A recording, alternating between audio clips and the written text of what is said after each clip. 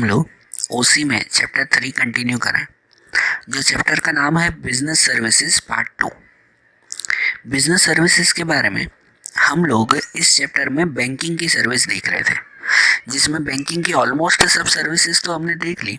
अब आखिरी हमें जो चैप्टर का पार्ट देखना है वो है ई बैंकिंग का, इंटरनेट बैंकिंग, बराबर, या तो इलेक्ट्रॉनिक बैंकिंग का हो कि वो ई बैंकिंग का पार्ट हमें समझना है। सबसे पहले शुरुआत करें कि e banking and its development. E banking मतलब क्या? तो ई बैंकिंग मतलब कहते हैं ना कि electronic banking. E means electronic banking, कि ये ऐसी बैंकिंग कहलाती है कि जिसमें इलेक्ट्रॉनिक मीडिया के थ्रू, इलेक्ट्रॉनिक मीडिया जिसमें आप कंप्यूटर लो, मोबाइल लो, इंटरनेट लो, उनके थ्रू जब बैंकिंग के सब ट्रांजेक्शन, सब वर्क होते हो तो उसे ई बैंकिंग कहते हैं, जिसमें कोई फिजिकल मेथड यूज़ ना होती हो। मतलब फिजिकल मेथड मतलब कोई बुक्स का और दूसरी चीज़ों का, पेपर्स वगैरह का यूज़ ना होता हो।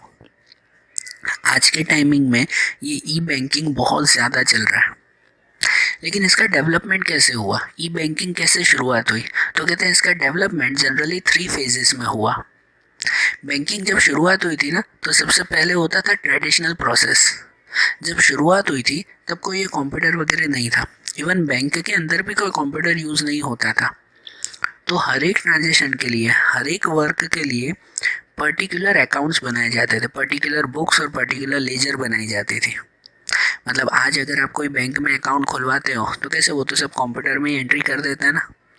आप 50,000 रुपीज़ अगर बैंक में जमा करवाते हो तो आप उस कैशियर को पैसे देते हो और वो अकाउंट में एंट्री कर देता है, आपको मैसेज आ जाता है कि आपके अकाउंट में 50,000 आ गए। सही बात है ना। लेकिन पहले ऐसा नहीं होता था। पहले अकाउंट में कोई, क्या कह सकते हैं कि कोई कंप्यूटर, कोई मोबाइल यूज़ नहीं होता था। उस वक्त सब बुक में एंट्री करते थे। तब उस वक्त पासबुक में भी, और जो बैंक होती थी वो अपनी बुक में भी हाथ से एंट्री करते थे। पहले 2 बुक्स होती थी, एक बैंक के पास होती थी, एक आपके पास पासबुक होती थी। जब आप बैंक में जो है वो पैसे भरवाने जाओ, आप बैंक में चलो 50,000 रुपये जमा करवाने जा रहे हो, तब उस वक्त बैंक अपनी बुक में भी लिखेगा कि आपका अकाउंट नंबर ये और आपने ये जमा करवाए हैं इस तारीख को। तो सब उनके पास रिकॉर्ड रहता है ना। और उसी वक्त आपकी पासबुक में भी ऑन द स्पॉट एंट्री करवाएंगे। अभी आप लोग जैसे पासबुक में अलग एंट्री करवाते हो ना मशीन से, उस वक्त ऑन द स्पॉट आपकी पासबुक में भी वो लिख कर देंगे। मतलब एक अपनी बुक में लिखेंगे, एक आपकी बुक में लिखेंगे। तो पहले सब वर्क फिजिकली होता था। सब, क्या कह सकते हैं कि भाई पेजेस के थ्रू ही वर्क होता था। उसमें सबसे इम्पोर्टेंट होता था आपका सिग्नेचर। वो हर ट्रांजेक्शन में आपका सिग्नेचर मैच करते थे कि आपने जो रियल अकाउंट खुलवाते वक्त फॉर्म में जो सिग्नेचर किया है, क्या वही सिग्नेचर कर रहे हो कि नहीं, बराबर। तो पहले ट्रेडिशनल प्रोसेस चलती थी। उसके बाद धीरे धीरे थोड़ा डेवलपमेंट हुआ। फिर दूसरा आया, वो आया कनेक्टिंग कंप्यूटर्स थ्रू नेटवर्क। फिर नेटवर्क के थ्रू कनेक्ट करना। उसमें कैसे कि उस वक्त फिर बैंक की जो भी एक ब्रांच होती ना, बैंक की एक ब्रांच, आप कोई बैंक में जाते हो तो वो एक पर्टिकुलर ब्रांच हुई, जिसमें जो है वही 8, 10, 15, 20 जो भी लोग काम करते हैं, सबके पास एक ही कंप्यूटर होता है। तो ये सेकंड स्टेप वो आया कि सबके पास फिर एक एक कंप्यूटर आया और उन सब कंप्यूटर्स को एक वायर के थ्रू, एक नेटवर्क के थ्रू कनेक्ट किया गया, जिसे कहते हैं लैन नेटवर्क। कहते हैं ना, LAN कहते हैं ना, कि लाइन एरिया नेटवर्क। सिर्फ एक ही ब्रांच को सब कंप्यूटर्स एक दूसरे से कनेक्ट करते थे, कि जिसमें कोई एक पर्सन अगर अपने कंप्यूटर में कुछ चेंजेस करता है तो वो बाकी के कंप्यूटर में भी वो चेंजेस दिखाई देते थे। तो एक ही ब्रांच में सबको कनेक्ट करना, ये उसके बाद शुरुआत हुई। और उसके बाद फिर थर्ड स्टेप आया। वो थर्ड स्टेप था यूज़ ऑफ इंटरनेट। फिर जब इंटरनेट की शुरुआत हुई तो अब इंटरनेट के थ्रू पूरे वर्ल्ड के जितने भी कंप्यूटर्स हैं वो सब कंप्यूटर्स आपस में कनेक्ट किए जाते हैं। अब इंटरनेट के थ्रू कोई एक लिमिट थोड़ी रही, आज तो पूरी दुनिया जो है वो एक साथ है ना, कोई लिमिट नहीं है उसमें। सही बात है। तो इसलिए कोई एक ब्रांच नहीं, कोई एक सिटी नहीं, पूरी दुनिया में कहीं पर भी हो तो इंटरनेट के थ्रू आज बैंकिंग हो जाती है। सब दुनिया के सब कंप्यूटर्स एक दूसरे से कनेक्ट हो जाते हैं। सही बात है ना। तो अब प्रॉपरली ई बैंकिंग का यूज़ होता है। ठीक है। तो इस तरह से ई बैंकिंग धीरे धीरे शुरुआत हुई थी। अब ई बैंकिंग के थ्रू मतलब इंटरनेट के थ्रू जब आप बैंक के ट्रांजेक्शन्स करते हो, बैंक में जो भी वर्क करते हो, तो कौन कौन से वर्क होते हैं। नेक्स्ट पॉइंट आता है बैंक ट्रांजेक्शन्स थ्रू इंटरनेट। कि अब इंटरनेट के थ्रू आप जो भी बैंकिंग के काम करते हो तो उसमें कौन कौन से वर्क होते हैं, कौन कौन से काम होते हैं। तो उसमें जो भी ट्रांजेक्शन्स होते हैं ना, उसे जनरली दो पार्ट में डिवाइड कर सकते हैं, एक फाइनेंशियल ट्रांजेक्शन्स और एक नॉन फाइनेंशियल ट्रांजेक्शन्स। ध्यान देना, कितनी बार आपको शॉर्ट क्वेश्चंस में ये ज़्यादा पूछते हैं। फाइनेंशियल ट्रांजेक्शन्स, फाइनेंशियल ट्रांजेक्शन्स मतलब वो कि जिसमें मनी का ट्रांसफ़र करना हो, पैसे ट्रांसफ़र करने हो कोई एक जगह से दूसरी जगह, तो वो सब काम आप इंटरनेट के थ्रू कर सकते हो, बराबर। जैसे मनी ट्रांजेक्शन करना, वो सब फाइनेंशियल ट्रांजेक्शन कहलाए। तो उसमें कौन कौन सी चीज़ें, जैसे आपको कोई बिल पे करना हो, टेलीफोन बिल पे करना हो, कोई इलेक्ट्रिसिटी बिल आप पे कर रहे हो, कोई टैक्स बिल पे कर रहे हो, या एक से दूसरे अकाउंट में आप पैसे ट्रांसफ़र करवा रहे हो, होता है ना, एक से दूसरे को आप पैसे भेज रहे हो, सब इंटरनेट के थ्रू होता है ना। तो जब भी आपको मनी ट्रांजेक्शन करना हो ना, जिसमें पैसे आपके अकाउंट में आते हो या जाते हो, आपके अकाउंट से पैसे आते हो या जाते हो, तो वो सब ट्रांजेक्शन्स फाइनेंशियल ट्रांजेक्शन्स कहलाते हैं, ठीक है। या दूसरे आते हैं नॉन फाइनेंशियल ट्रांजेक्शन। इंटरनेट के थ्रू आप कुछ ऐसा काम भी कर सकते हो जो नॉन फाइनेंशियल है, मतलब ना आपके अकाउंट में कोई पैसे आते हैं ना आपके अकाउंट में कोई पैसे जाते हैं, अदर वर्क करना। तो दूसरे क्या काम करते हैं इंटरनेट पे कि जिसमें कोई पैसों की लेन देन ना होती हो, तो उनमें आते हैं जैसे कि आपके अकाउंट का बैलेंस चेक करना। हम मोबाइल में एप्लीकेशन के थ्रू आज के टाइम में या कंप्यूटर पे इंटरनेट के थ्रू आपके अकाउंट का बैलेंस चेक करते हो ना, आपको बैंक में जाने की ज़रूरत नहीं पड़ती, बराबर ना। जैसे कि बैलेंस चेक करना, ये नॉन फाइनेंशियल है, इसमें कोई पैसे लगते हैं, नहीं लगते ना। या तो फिर आपके जो है वो एटीएम कार्ड का पिन चेंज करना, बराबर, पासवर्ड चेंज करना, आपकी चेकबुक ख़त्म हो गई हो तो बैंक को रिक्वेस्ट करना, बैंक को एप्लीकेशन भेजना कि मुझे नई चेकबुक चाहिए। या तो फिर आपका एटीएम क्रेडिट कार्ड गुम हो जाता है तो स्टॉप पेमेंट का जो है वो रिक्वेस्ट करना, ठीक है ना, उसी वक्त रुका देना। ये सब क्या कहलाते हैं, नॉन फाइनेंशियल ट्रांजेक्शन्स कहलाते हैं। इसमें पैसों की लेन देन नहीं होती, फिर भी ये ज़रूरी चीज़ें हैं जो आप इंटरनेट के थ्रू कर सकते हो। समझ आ रहा है। तो इंटरनेट के थ्रू जो भी वर्क होता है ना, जो ट्रांजेक्शन्स होते हैं, वो ये दो कहलाए, financial and non financial transactions. और दूसरा ऐसा ही देखें कि इंटरनेट के थ्रू बैंक कौन कौन से फंक्शंस हमें देती है। तो इंटरनेट के थ्रू बैंक जो जो फंक्शंस हमें देती है ना, जो जो फैसिलिटीज़ देती है, उसमें ये तीन मेन फैसिलिटीज़ आती हैं, कोर बैंकिंग, ई बैंकिंग और मोबाइल बैंकिंग। सबसे पहले समझे कोर बैंकिंग की फैसिलिटी। कोर बैंकिंग मतलब क्या, कोर CORE, जिसका फुल फॉर्म कहते हैं centralised online real time exchange, centralised online real time exchange. इसका मतलब क्या होता है कि आज आप कोई भी बैंक में जब अपना अकाउंट खुलवाते हो ना, तो उस बैंक की जितनी भी ब्रांचेस होती है ना, आपने समझो SBI में अपना अकाउंट खुलवाया है या BOB में अपना अकाउंट खुलवाया है, तो उसमें जितनी भी ब्रांचेस होती है ना पूरे वर्ल्ड में, उन सभी ब्रांचेस में आप जो भी ट्रांजेक्शन की एंट्री करवाते हो वो सभी एंट्री एक साथ हो जाती है। मतलब कि आपका SBI में अकाउंट है, ओके, अब SBI का समझो सूरत सिटी में जैसे रहते हैं, और सूरत सिटी में रांदेर रोड है, तो रांदेर रोड पर आपका SBI में अकाउंट है और आपने यहाँ पर जो है वो कोई ट्रांजेक्शन किया, जैसे पैसे जमा करवाए, तो उसमें उन्होंने कंप्यूटर में एंट्री कर दी ना, तो ये एंट्री सिर्फ रांदेर रोड, सूरत के रांदेर रोड पे सिर्फ नहीं लिमिटेड रहेगी, लेकिन SBI की जितनी भी ब्रांचेस होगी ना, सिर्फ सूरत में ही नहीं, दूसरी सिटीज़ में भी, दूसरी कंट्रीज़ में भी, कहीं पर भी SBI की ब्रांचेस होगी ना, सब में on the spot real time में, मतलब ऑन द स्पॉट एंट्री हो जाएगी कि हाँ इस अकाउंट में इस पर्सन ने इस जगह पर इतने पैसे जमा करवाए हैं। तो मतलब कि आप सूरत में अगर कोई पैसे जमा करवा रहे हो, 2 दिन बाद जाकर या उसी दिन जाकर अगर आप कोई दूसरी सिटी में भी कभी चेक करोगे ना, तो वहाँ पर भी आपके अकाउंट में वही बैलेंस बताएगा ना। वहाँ पर भी SBI की कोई भी ब्रांच में चले जाओ तो आप अपना अकाउंट वहाँ से हैंडल कर सकते हो ना। मतलब पहले कैसे होता था जब इंटरनेट नहीं होता था, कि अगर आपका अकाउंट यहाँ सूरत में है ना, तो आपको सूरत में ही बैंक में पैसे जमा करवाने या निकाल सकते हो और कहीं पर भी नहीं। लेकिन आज इंटरनेट के थ्रू पूरी दुनिया की सब बैंक आपस से जुड़ी हुई है। तो मतलब आप कभी जो है वो ये सूरत के अलावा अहमदाबाद में जा रहे हो या इवन स्टेट चेंज करके कभी दिल्ली जा रहे हो, मुंबई जा रहे हो, और वहाँ पर भी अगर एसबीआई की बैंक में आपको वर्क करना है तो वहाँ पर भी आप अपना हर वर्क कर सकते हो। सही बात, आपको फिर से सूरत आने की ज़रूर नहीं है।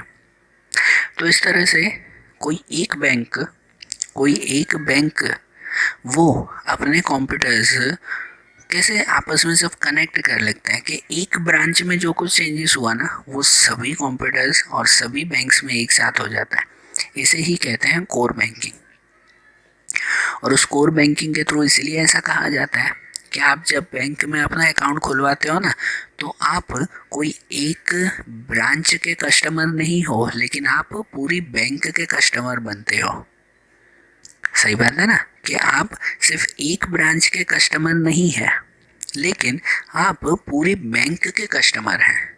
मतलब ज़रूरी नहीं है कि आपने रांदेर रोड की ब्रांच पर अगर अपना अकाउंट खुलवाया है तो सिर्फ आप वहीं पे ही काम कर सकते हो, नहीं, आप उस बैंक में कोई भी ब्रांच में जाकर वो काम कर सकते हो। और ये पॉसिबल किसकी वजह से? इंटरनेट के थ्रू ये पॉसिबल हुआ है। और बैंक की इस फैसिलिटी को हम लोग कहते हैं कोर बैंकिंग। सही बात ना, कि सब बैंक की सभी ब्रांच आपस में एक साथ जुड़ी हुई है। कोर बैंकिंग के बाद दूसरी फैसिलिटीज जो वो देते हैं वो आता है ई बैंकिंग। ई बैंकिंग जिसके बारे में तो अभी हमने समझा कि ई बैंकिंग मतलब इलेक्ट्रॉनिक बैंकिंग। आज के टाइम में सब बैंक वो इंटरनेट के थ्रू आपस में जुड़ी हुई है। इसकी वजह से आज अगर आपको जो है वो कहीं पे पैसे विड्रॉ करने हो या पैसे अगर डिपॉजिट करवाने हो तो कहीं पर भी कोई भी ब्रांच में जाकर आप कर सकते हो ये। और इसके अलावा अब तो सिर्फ ब्रांच ही नहीं है, लेकिन उससे भी आगे बढ़कर इलेक्ट्रॉनिक बैंकिंग के थ्रू आपको अब एटीएम कार्ड की सुविधा देते हैं। एटीएम कार्ड की क्या कह सकते हैं, फैसिलिटीज देते हैं ना आपको, जिसके थ्रू अब आपको कोई बैंक के अंदर जाने की भी ज़रूरत नहीं होती पैसे विड्रॉ करना या डिपॉजिट करने के लिए। आप एटीएम मशीन के थ्रू कहीं पर भी और एनी टाइम, सिर्फ बैंकिंग आवर्स में ही नहीं, लेकिन बैंकिंग आवर्स के बाद, मतलब आपको आधी रात को भी कभी पैसे चाहिए तो आप एटीएम मशीन के थ्रू वो पैसे निकाल सकते हो ना। इसके लिए बैंक आपको एटीएम कार्ड प्रोवाइड करती है और साथ में आपका मोबाइल नंबर रजिस्टर करवाती है कि जब भी बैंक में कोई भी ट्रांजेक्शन हो ना, कि कहीं से पैसे निकले, कहीं पे पैसे जमा करवाए, तो वो सब ट्रांजेक्शन्स आपको ऑन द स्पॉट मैसेज आ जाता है कि यहाँ पर ये काम हुआ है, आ जाता है ना मैसेज। तो जिसकी वजह से कहीं पर कोई भी तरह का फ्रॉड नहीं हो पाता, ठीक है, रोक पाते हैं। और ये सब चीज़ें जो है वो इलेक्ट्रॉनिक गैजेट्स के थ्रू चलती है ना, इसकी वजह से इसे इलेक्ट्रॉनिक बैंकिंग कहते हैं। मशीन के थ्रू, मोबाइल्स के थ्रू ये सब काम होता है, इसलिए ये इलेक्ट्रॉनिक बैंकिंग कहलाता है। ठीक है, इसके थ्रू बैंकिंग वर्क कितना ईजी हो चुका है। आप इमेजिन करो, आप इस टाइम में रहते हो कि जिसमें ये सब फैसिलिटीज़ आपके पास है।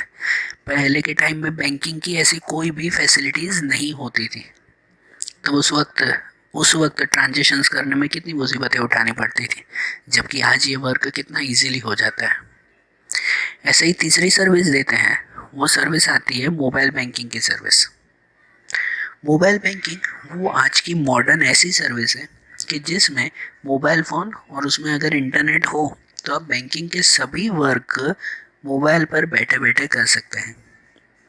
ठीक है, बैंकिंग के ऑलमोस्ट वर्क, सिर्फ आपको अगर पैसे जमा करवाने हो या पैसे निकालने हो तो ही आपको सिर्फ बैंक में जाना पड़ता है, और वो भी ना चाहो तो एटीएम के थ्रू हो जाता है। बाकी आपको बैंक में विज़िट करने की ऑलमोस्ट ज़रूर नहीं पड़ती कि अगर आप लोग मोबाइल बैंकिंग की फैसिलिटीज़ अगर लेते हो तो, जिसमें सब वर्क हो जाते हैं। आपको बैलेंस चेक करना हो, इवन पासबुक अब प्रिंट करवाने की ज़रूर नहीं है कि जिसमें मोबाइल में पूरी पासबुक खुद ब खुद बन जाती है। सही बात है ना, उसके लिए भी आपको बैंक जाने की ज़रूरत नहीं पड़ती। इसके अलावा लाइट बिल, गैस बिल, कोई टैक्स का बिल, कोई भी तरह की पेमेंट्स आपको करनी हो तो वो एक से दूसरे अकाउंट में अगर पैसे ट्रांसफ़र करवाने हो वो, ठीक है। बैंकिंग के थ्रू दूसरी सर्विसेज भी मिलती है कि जैसे आज के टाइम में आपको रेलवे टिकट बुक करवानी हो, मूवीज़ की टिकट बुक करवानी हो, या दूसरे एंटरटेनमेंट के कोई भी वर्क हो, कहीं बाहर जाना हो तो कहीं पेमेंट करनी हो तो वो मोबाइल के थ्रू आप पेमेंट कर सकते हो। इसके लिए बैंक कुछ रूल से बनाती है, जैसे कि आपके लिए एक पर्टिकुलर आईडी और पासवर्ड वो बैंक बना के देती है कि आप उसी आईडी और पासवर्ड के थ्रू अपना मोबाइल बैंकिंग चला सकते हो, कि जिससे और कोई आपके आईडी पासवर्ड का यूज़ न कर सके। ठीक है। और उसमें हर एक वक्त आपको एक पर्टिकुलर पिन नंबर दिया जाता है कि जिसके बाद ही आपका आपका बैंकिंग ट्रांजेक्शन्स कंप्लीट होता है।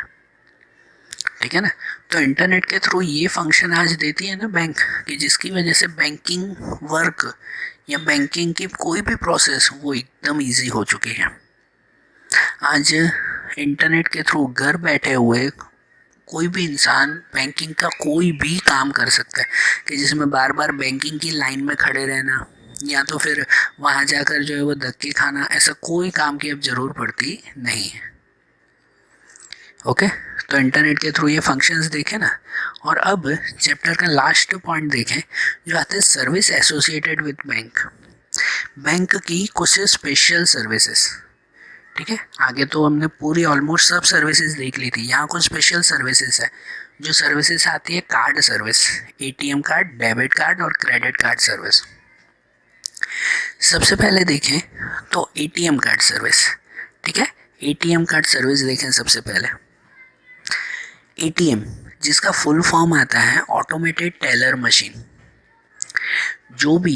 जो भी पर्सन बैंक में अपना अकाउंट खुलवाता है तो उसे इस एटीएम की फैसिलिटी मिलती है।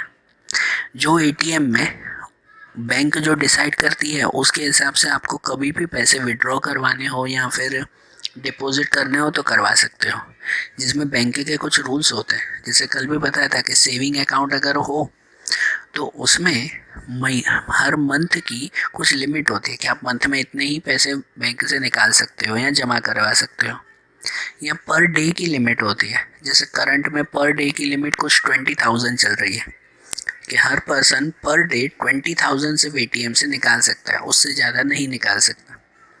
तो ऐसी कुछ लिमिट होती है उनकी। लेकिन फिर भी ये एटीएम की सर्विस वो बैंक की बहुत ही अच्छी सर्विस है, कि जिसमें अगर आपको बैंकिंग आवर्स के बाद, जब बैंक बंद हो जाए उसके बाद भी अर्जेंटली अगर पैसों की ज़रूर हो तो आप एटीएम मशीन के थ्रू वो पैसे निकाल सकते हो ना।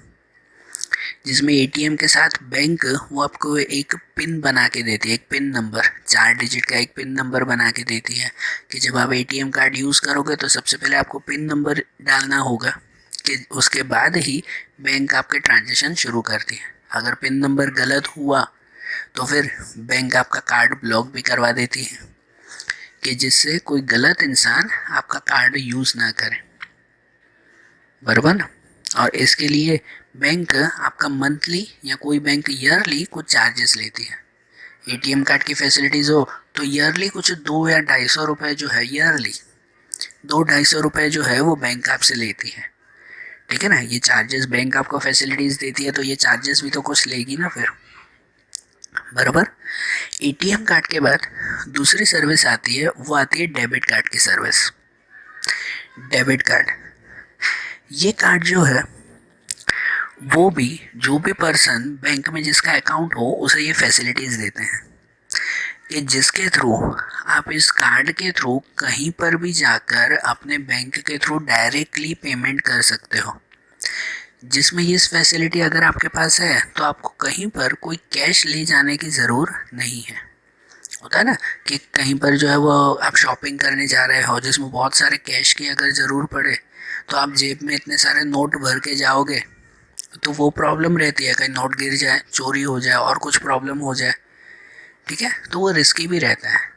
इससे अच्छा जो भी पैसे हो ना तो वो सब पैसे आपने बैंक में जमा करवा दिया, बैंक में डिपॉजिट कर दिए सब पैसे, और आप सिर्फ डेबिट कार्ड लेकर जो है वो कोई शॉपिंग करने जाते हो, कि जिसमें आपको सिर्फ एक कार्ड संभालना होता है। वो कार्ड आप कहीं पर भी संभाल सकते हो, अपने वॉलेट में, अपनी जेब में, अपने मोबाइल के जो है वो कवर में, कहीं पर भी वो कार्ड रख दो। और जहाँ पर आपको जाकर जहाँ पर भी शॉपिंग करनी हो तो वहाँ पर पैसे न देकर उसकी जगह पर इस कार्ड के थ्रू आप पेमेंट करते हो। डेबिट कार्ड के थ्रू जो है वो पेमेंट करना कि जिसके बाद डायरेक्टली आपके बैंक में से वो अमाउंट कट हो जाती है, आपके बैंक में से वो अमाउंट जो है वो रिड्यूस हो जाती है। ठीक है। और इसमें सिर्फ एक बात होती है कि आप लोगों को उतनी ही अमाउंट इसमें खर्च कर सकते हो कि जितनी अमाउंट आपके बैंक में हो। कि अगर आपके बैंक में 50,000 रुपये हैं, अभी उतना बैलेंस है, तो आप लोग 50,000 रुपये की ही शॉपिंग कर सकते हो, उससे ज़्यादा की नहीं। और इसके बाद की तीसरी फैसिलिटीज़ आती है, वो आती है क्रेडिट कार्ड की फैसिलिटी। क्रेडिट कार्ड की फैसिलिटी वो आज के टाइम की मॉडर्न फैसिलिटी में मानी जाती है, जो भी क्रेडिट डेबिट कार्ड जैसी ही होती है। सिर्फ डेबिट कार्ड और क्रेडिट कार्ड में फ़र्क सिर्फ इतना होता है कि क्रेडिट कार्ड में आपके अकाउंट में जितना बैलेंस हो ना, उस बैलेंस से ज़्यादा बैलेंस की भी अगर आपको शॉपिंग करनी हो तो भी आप कर सकते हो।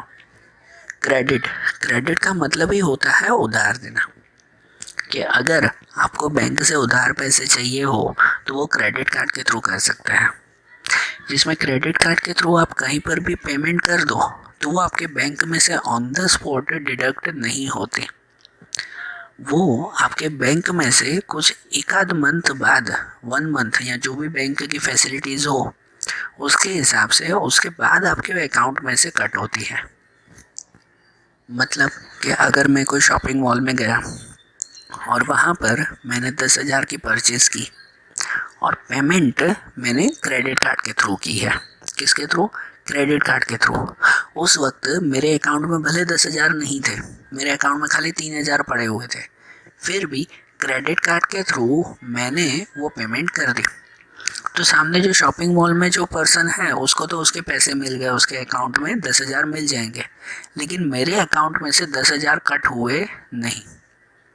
क्रेडिट कार्ड के थ्रू जब पेमेंट की जाती है ना, तो ऑन द स्पॉट अकाउंट में से पैसे कट नहीं होंगे, मुझे कुछ टाइमिंग मिलेगा।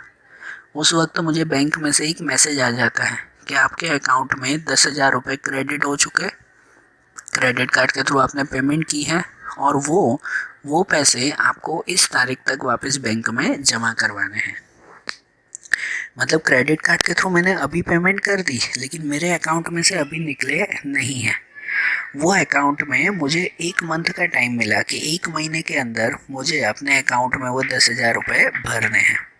ठीक है ना, मतलब बैंक को वो 10,000 रुपये भर देने हैं, ऐसा। तो ये फैसिलिटीज़ इसके लिए काम आती है कि जब आपको अर्जेंट पैसों की ज़रूर हो और आपके अकाउंट में भी पैसे ना हो, तो क्रेडिट कार्ड के थ्रू आप एक्स्ट्रा अमाउंट भी पे कर सकते हो। कर सकते हैं ना, एक्स्ट्रा अमाउंट भी हम लोग जो है वो पे कर सकते हैं। लेकिन क्रेडिट कार्ड वो हर किसी को नहीं मिलता।